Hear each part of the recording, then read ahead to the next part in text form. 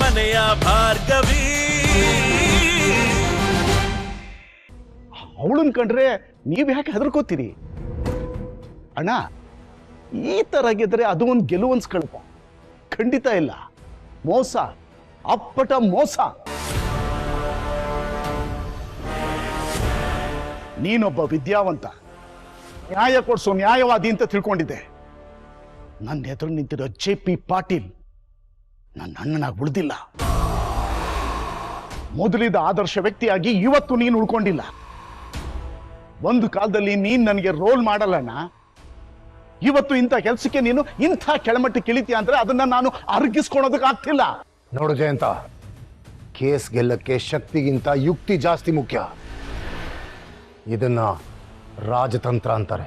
ಇದು ರಾಜತಂತ್ರ ಅಲ್ಲಣ್ಣ, ಕುತಂತ್ರ. ಯಾಕ್ರಿ ಈ ತರ ಎಲ್ಲ ಮಾತಾಡ್ತಿದ್ದೀರಾ? ದಯವಿಟ್ಟು ಸ್ವಲ್ಪ ಸುಮ್ಮನೆ ಇರಿ. ನಮ್ಮ ಅಣ್ಣ ಮಾಡಿರೋ ಗನಂಧಾರಿ ಕೆಲಸಕ್ಕೆ ಇವನ್ಗೆ ಆರ್ತಿ ಎತ್ತೋಕ್ಕಾಗಲ್ಲ ರುದ್ರ. ನಾನು ಇವನ ತಮ್ಮ, ಇವನನ್ನ ಪ್ರಶ್ನೆ ಮಾಡೋ ಹಕ್ಕು ನನಗಿದೆ. ಪುಸ್ತಕ ಓದ್ತೀರಾ ನೀವು? ನಿಮ್ಮಂಥವ್ರ ಬಗ್ಗೆ ಓದಿದ ನೆನಪು ನನಗೆ. ಮುಂಡ್ ಮನೆಗೆ ದ್ರೋಹ ಬಗೆಯೋರು ಅಂತ. ನನ್ನ ಮಾವನ ಹಂಗಲ್ ಬದುಕ್ತಿರೋ ನೀವು ಅವ್ರ ವಿರುದ್ಧ ಮಾತಾಡಕ್ಕೆ ಧೈರ್ಯನಾದ್ರೂ ಹೇಗ್ ಬರುತ್ ಮಾವ? ಸಾಕ್ ನಿಲ್ಸು ಬೃಂದ. ದೊಡ್ಡವರು ಚಿಕ್ಕವರು ಅಂತ ಮರ್ಯಾದೆ ಕೊಡೋದನ್ನ ಮೊದಲು ನೀನ್ ಕಲ್ತ್ಕೋ.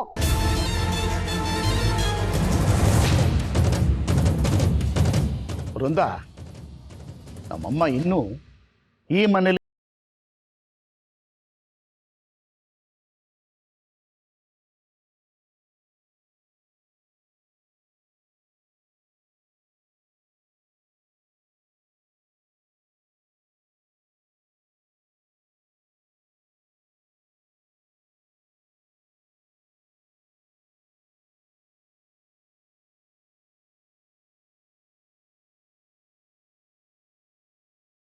ರಾಮಾಯಣದ ಮಂಥರೆ, ಮಹಾಭಾರತದ ಶಕುನಿ ಈ ಕಲಿಯುಗದಲ್ಲಿ ಈ ಮನೇಲೆ ನನ್ನ ಎದುರಿಗೆ ಇದ್ದಾರೆ.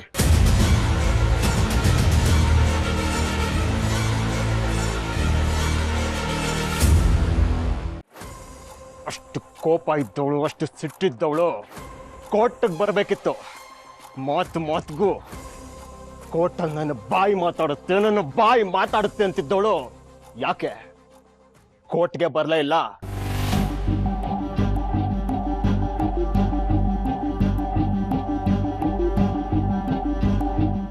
ಯಾಕೆ ಹೇಳ್ತಿಲ್ವಾ? ಕಟ್ ಹಾಕ್ತೀನಿ.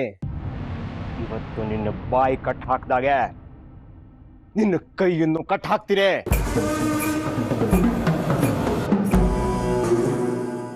ಅಮ್ಮ ಮಹಾತಾಯಿ, ಈ ಮನೇಲಿ ಬುದ್ಧಿ ಅಂತ ಇರೋದು ನಿನ್ನೊಬ್ಳಿಗ್ ಮಾತ್ರ ಕಣಮ್ಮ.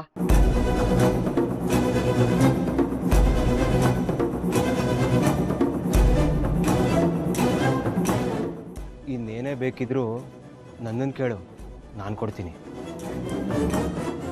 ಲೇ, ನಮ್ ಮುಂದೆ ನಿಂತಿರೋದು ಲಂಚ ತಗೊಂಡ್ ಭಾರ್ಗವಿ ಕಂಡ್ರು. ಆ ಭಾರ್ಗವಿ LLB. ಏ ಹೊಡಿರ.